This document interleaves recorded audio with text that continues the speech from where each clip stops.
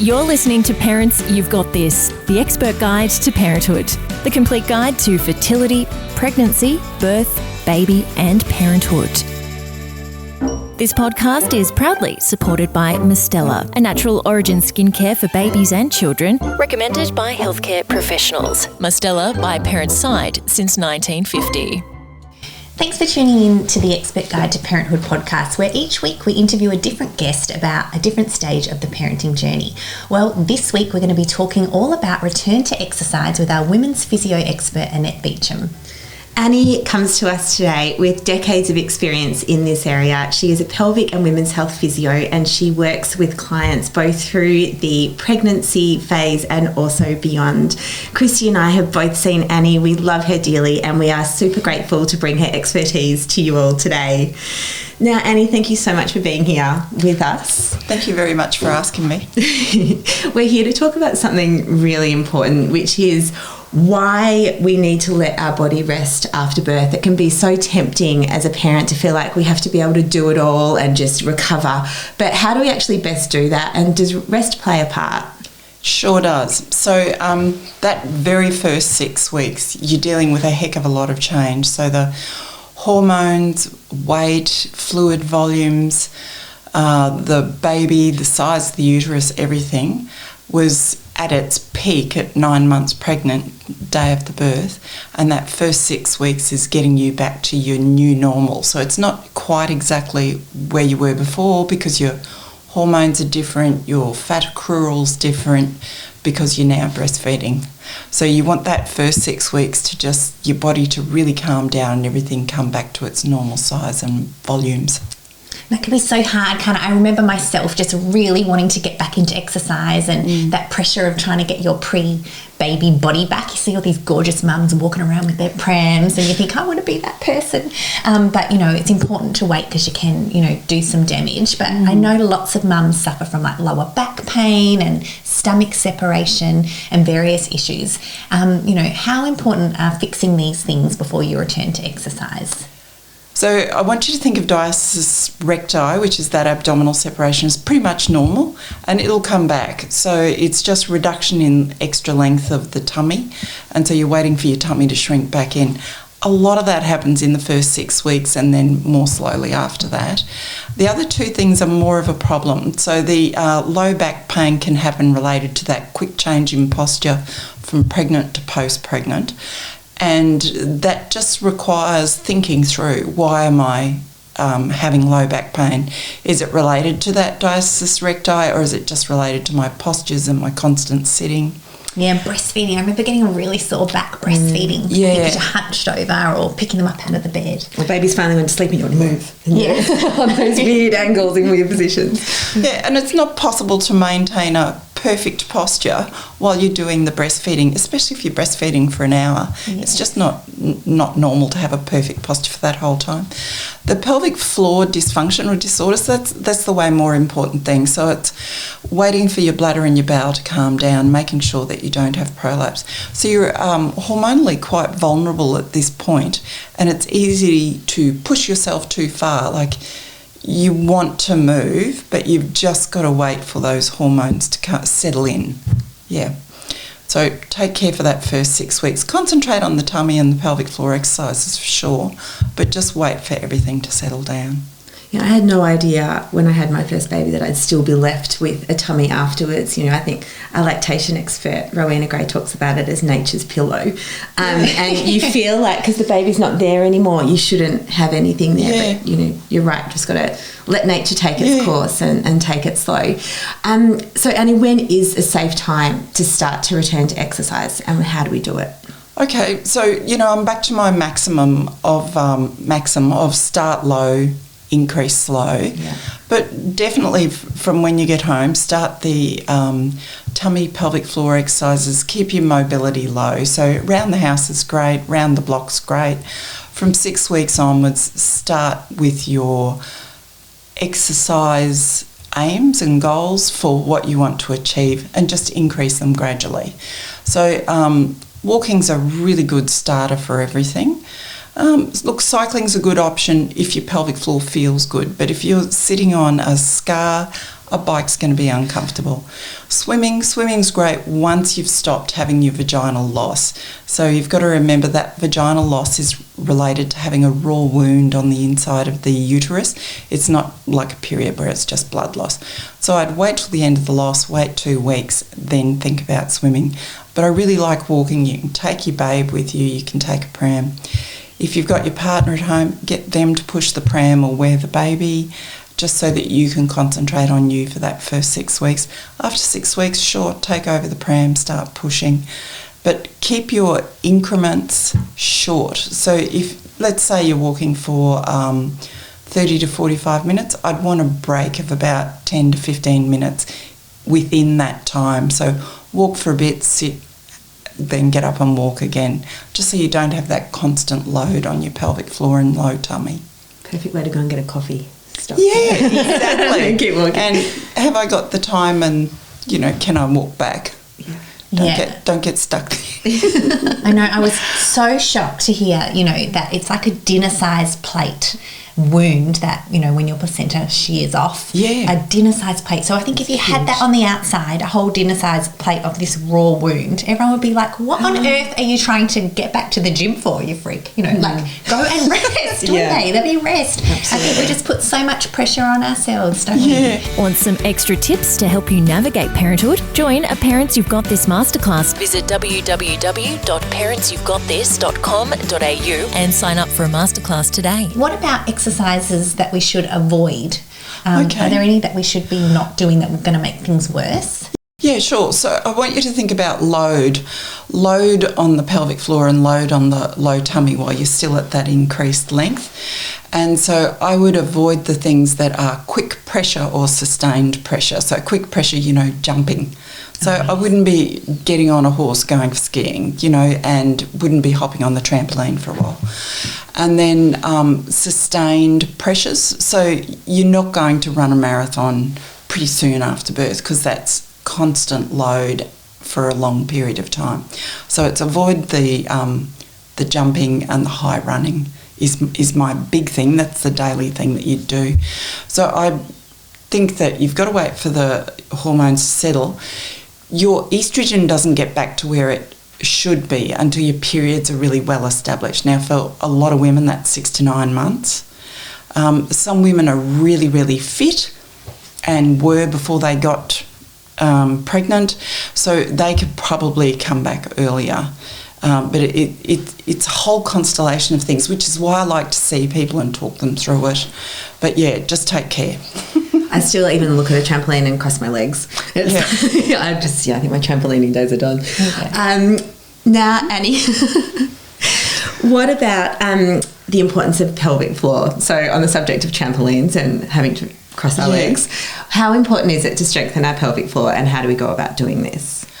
Generally vary, but we need to distinguish between the two groups. So vaginal birth, you're really going to concentrate strongly on pelvic floor strength. And I'm always going to go through the difference for women between strength, endurance and function. So strength is muscle fibres that work quickly for a brief period of time. So I'm really going to start them with that first.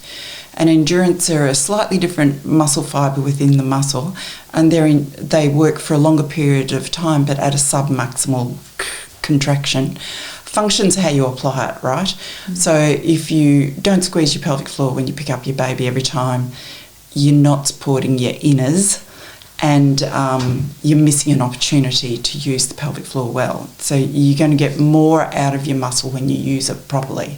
So it's about establishing those parameters for people, doing them. Anything more? Yeah, so how do you do one? Should we do one, Annie? Sure, okay.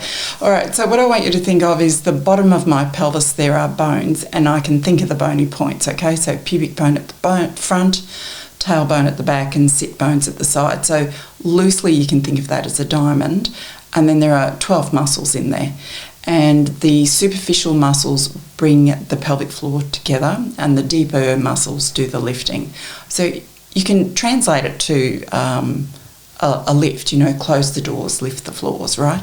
So I want you to think close and lift as a one action Okay, if you've had a vaginal birth, there's every chance that one side, usually the right side, is weaker, and so you're going to have to focus more on that. But this is why you would go and see a pelvic physio, okay? Try and figure out those things. All right, so you're going to draw the pelvic floor together and up in one go, and then relax to let go. Now, another thing is I want you to do it at talking speed in the beginning to give yourself time to get a good enough squeeze, a good enough relax, and a rest period in between so that you can get the blood flow back into the muscle. There's a danger of going too fast and not getting enough recovery time to allow blood flow and all the new chemicals that need to come into the muscle for a squeeze. So in the beginning, I might say to you, let's start with every time you breastfeed or every time you've finished having a wee, let's do 3 and talk through it. I am squeezing, I am relaxing, I am waiting, and then repeat that, okay? All right, so that's that. Then with endurance, I'm going to tie it to something really functional, like every time you walk the full length of the house. So let's say you're going from the lounge room or the bedroom at the front of the house to the laundry at the back of the house. All right, so you're going to do a slow, gentle contraction the whole time while you are walking. And in the beginning, you might make it 5 steps. And then hopefully within 3 months, you're going to make it the full length of the house, okay? And you might do that 5 to 10 times in a day as well. Once again, we're back to what's your current capacity. What about running, Annie? So for many people, running is a big part of their life, especially in, Fit and Healthy Australia. Yeah. See people running everywhere. It can be quite a sort of upsetting thing to think that, maybe we can't run again after having a baby. Yeah. Is this the case, and how can we safely return to running? Sure. I absolutely want every mum to get back to the exercise that they love doing, or it might even be a new aim for them, but I want them to think that they have capacity. And running is so good for us. It builds bones, it builds muscle mass. I want them to run. But I don't want them to get out tomorrow and run 45 minutes. Yeah. So we're back to that maxim. Start low, increase slow. So you might start with walking, you might start with a quick run through, a rest, a quick run through, a rest. You might do that 2 or 3 times, then just continue walking. And then gradually we're going to increase the periods of time that you're running and gradually decrease the times that you're walking in between, okay? And then, of course, the huge thing is stop if you have symptoms. So if you've got bladder leakage, bowel leakage, so wind particularly, when early days of running, or if you've got that sense of prolapse, so heaviness, bulging in the vagina, you need to stop. You need to look at what you're doing, possibly change what you're doing, possibly take a few steps back, but go see someone. I think that's the hard part is I think probably before you have a baby, you just think you're not tough enough. Exercise is all about you're in a room with an instructor and are you willing to go the extra mile? But you don't realise after you've had a baby, going that extra mile could cause, inevitable damage that you can't fix later on. And so I think it's important to acknowledge that for the mums. Can you talk a little bit more about the way estrogen plays a role in that? Because I didn't realise myself. I remember running with the pram thinking, well, I'm tough, I can run, but it's not about that. And then I remember getting home thinking, oh my God, I should never have, and I didn't run very far, it was just raining and I ran a little bit, but then I remember thinking, I shouldn't have done that. But you just don't know unless it could be too late. Yeah, I'm glad you raised that. Okay, so estrogen, I call it our plumber-upper hormone. So it holds fluid into every single cell and it improves the function of every single cell. So really pelvic floor, we're drawn to thinking about muscle in pelvic floor, but it's everything, right? So it's the connective tissue, the ligamentous and fascial tissue that holds everything in place, the nerves, the vessels, everything. So it increases the volume and size, the robustness of each muscles.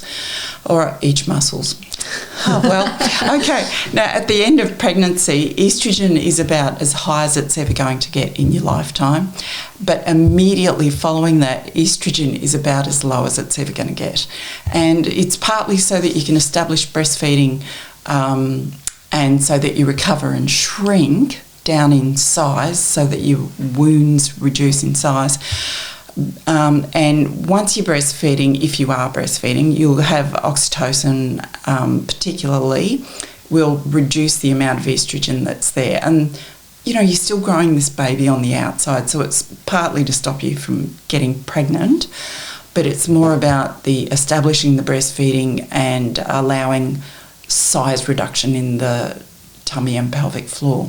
So estrogen is super important. Now, there are studies out there that talk about an increased rate of injury with low estrogen. Particularly they're talking about athletes in different phases of their menstrual cycles, but it applies equally to mums. And mums will talk about estrogen reduction related pain. So they have bone pain, joint pain, foot pain, that sort of thing. Okay, so you're right. Estrogen is in your boots postnatally, and you've got to wait for it to come back up. What about weight training, Annie? I love what you said before about how running helps us to build muscle and bones, and I feel like as we're all getting older, it's increasingly important that we do strength training. Yeah, super. How do we return to weights or to strength training? So there's far less guidance in the literature on return to weight, and I'm a weight lifter, so I've applied some of that knowledge to it. But I use the mum's weight, their body weight, what they were doing previously, and help them work through where they need to start and where they need to get to. So I'm sort of hoping by the 12-month mark that they're back to where they were before they were pregnant. Okay, but it's using their body weight to work out what can they lift with their arms, what can they lift with their legs, and your arms can probably take about half the weight that your legs can lift. Now in that first 3 months, possibly 6 months, because baby starts at 3 kilos, and by 6 months they're 5 kilos, 6 kilos. Yeah, so that's a good guide for mums in the beginning. Don't lift more than that, but you can modify stuff too, like sitting at the gym to do your arm weights and things, laying back to do your leg weights. One of the other things is talking to them about form and function, getting them to use mirrors to have a look at what they're doing so that they've got a really good technique. Talking to them about doing stuff in one plane of movement, so not bending and twisting or extending and twisting. So it's easier to lift a weight in a straight plane than help someone shift a dining table, for instance, Yeah.